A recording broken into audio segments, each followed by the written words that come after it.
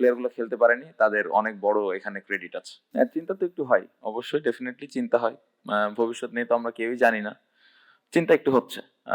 অস্বীকার করার এখানে কিছু নাই, অ্যাজ এ প্লেয়ার হিসেবে চিন্তা হচ্ছে।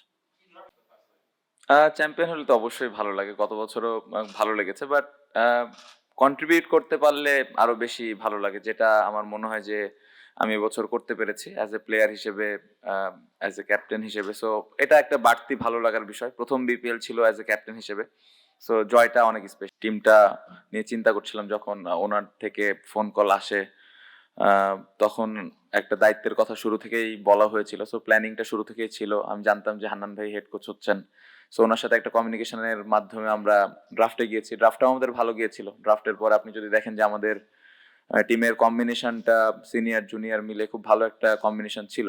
বাট এগেন আমার মনে হয় যে দিন শেষে মাঠের ক্রিকেটটা খুব ইম্পর্টেন্ট ছিল, দল আপনি যেরকমই বানান। সো মাঠে আমরা ওই ইম্প্যাক্টটা রাখতে পেরেছি এবং প্রত্যেকটা প্লেয়ার যার যার জায়গাতে পারফর্ম করেছে, যার যতটুকু রোল ছিল পালন করেছে। সো আমার মনে হয় ক্রেডিটটা পুরো দলের, সবাই যেভাবে দলের উপরে ইম্প্যাক্ট রেখেছে। সো পুরো জার্নিটা আমার মনে হয় আউটস্ট্যান্ডিং ছিল এবং আল্লাহর রহমতে আমরা দিন শেষে কাপটা জিত। যুক্তরাষ্ট্রের ১ নম্বর জিম চেইন গোল্ডস জিম এখন আবারও বাংলাদেশে বসুন্ধরা আবাসিক এলাকা ও বসুন্ধরা সিটি শপিং মলে।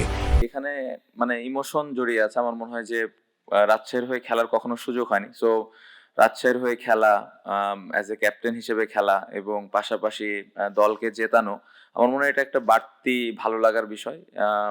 একটা বড় দায়িত্ব ছিল। আমার চেষ্টা করেছি রাজশাহীর যত মানুষ আছে তাদেরকে একটা সুন্দর উপহার দিতে। সো কাপটা তাদেরকে দিতে পেরেছি। পাশাপাশি আমাদের যারা ওনার ছিলেন, ম্যানেজমেন্ট ছিলেন, তারা খুবই সাপোর্টিভ ছিলেন। সো আমি তো আশা করছি তারাও অনেক খুশি।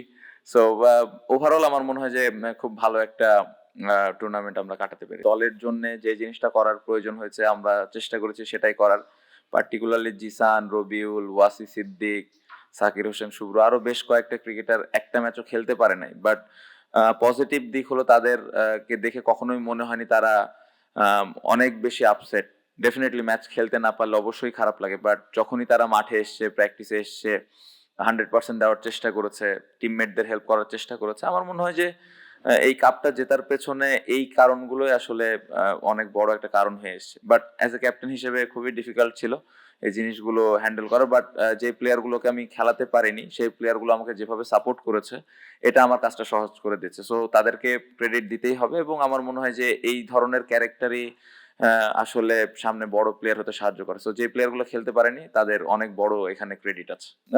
১.৫ বছর কঠিন ছিল, বাট আমি বলবো যে এই ১.৫ বছর কঠিন হওয়ার কারণ আমি যদি ভালো পারফর্ম করতাম তাহলে এই সিচুয়েশন গুলো আসতো না। সো এখানে এক্সকিউজ দেওয়ার কোনো কারণ নাই। কোন কোন জায়গায় আমি ফল্ট করেছি বা মিস্টেক করেছি, ল্যাকিংস ছিল, এই জায়গাগুলো নিয়ে গত ১.৫ বছর কাজ করেছি এবং যেটা আমি সবসময় বলি যে আমার নিজের উপরে আমার অনেক বিশ্বাস যে আমি যে কোনো সময় যে কোনো সিচুয়েশন থেকে কামব্যাক করতে পারি। সো ওই বিশ্বাসটা নিয়ে আমি আমার প্র্যাকটিস শুরু করেছি এবং আমার মনে হয় যে এই বিপিএলটা আমি যেভাবে ইম্প্যাক্ট রাখতে চেয়েছিলাম অ্যাজ এ ব্যাটসম্যান হিসেবে বেশ কিছু ইনিংসে আমি দলকে ওই ইম্প্যাক্টফুল ইনিংস দিতে পেরেছি। সো অবশ্যই ভালো লাগার বিষয়। বাট আমি বলবো যে আগের যে ১.৫ বছর আপনি যেটা বললেন যে ওই জায়গায় আমি ভালো করতে পারিনি, বাদ পড়ে গেছি, এইগুলা ওই বাদ পড়ার ক্রেডিটটাও আমার কারণে আমি বাদ পড়েছি। সো ভালো লাগছে আবার ভালোভাবে যতটুকু ইমপ্রুভ করে এই অবস্থানে আসতে পেরেছি। চিন্তা তো একটু হয়, অবশ্যই ডেফিনেটলি চিন্তা হয়। ভবিষ্যৎ নিয়ে তো আমরা কেউই জানি না, চিন্তা একটু হচ্ছে। অস্বীকার করার এখানে কিছু নাই, অ্যাজ এ প্লেয়ার হিসেবে চিন্তা হচ্ছে। যে গত ১-২-১.৫ বছরে আমার মনে হয় যে যেভাবে আমাদের ক্রিকেটটা চলছে, স্পেশালি বাইরে যে এই ধরনের এনভায়রনমেন্ট, এটা আমাদের আসলে ক্রিকেটে অনেক হ্যাম্পার হচ্ছে, সত্যি কথা বলতে অ্যাজ এ প্লেয়ার হিসেবে বলছি। সো একটা রিকোয়েস্ট করব যে যারা এই দায়িত্বে আছেন, ক্রিকেট বোর্ড বা বাইরের যারা আছেন, সবাই মিলে একটু সমঝোতা করে ক্রিকেটটা যেন ঠিকভাবে চালু হয়, এটা খুব ইম্পর্টেন্ট। আমি চালু বলতে খেলা চলছে, বাট আরো সুন্দরভাবে কিভাবে ক্রিকেটটা চালানো যায় এটা ইম্পর্টেন্ট। এটা আমি একটা অ্যাজ এ প্লেয়ার হিসেবে রিকোয়েস্ট করব, কারণ এই মুহূর্তে যেভাবে আসলে খেলা চলছে আমরা সবাই অনিশ্চয়তার মধ্যে আছে আসলে কি হবে না হবে। সো এইভাবে না চিন্তা করে আমার মনে হয় সবাই সবার জায়গা থেকে যার যার দায়িত্ব আছে সেই দায়িত্বটা নিয়ে ক্রিকেটটা সুন্দরভাবে যেন মাঠে রেগুলার হয় এবং কম্পিটিটিভ ক্রিকেট হয়, এটা ইম্পর্টেন্ট।